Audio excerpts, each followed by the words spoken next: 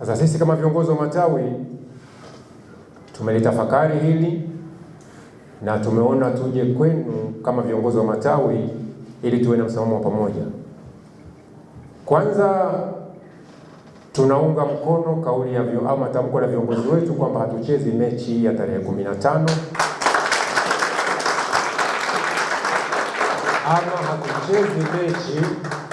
ama hatuchezi mechi ya marejeano baina yetu sisi na Simba ambayo tunadhani ilishapita. Kwa maana mechi ya namba 184 hatutaicheza kama bodi ya ligi walivyotamka.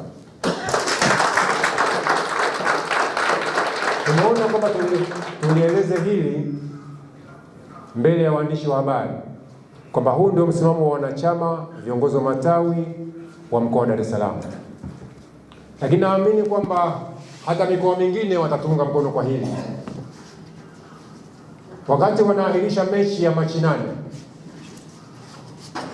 kwenye barua, kwenye tamko la bodi ya ligi walieleza kwamba waliahirisha mechi baada ya kugundua kwamba kulikuwa na viashiria vya uvunjifu wa amani, lakini pia kulikuwa na viashiria vya rushwa, na wakaahidi kwamba baada ya uchunguzi wao watakuja hadharani waeleze hivyo viashiria vya rushwa ama uvunjifu wa amani ambao vilisababisha kuahirisha mechi ya Machi 8.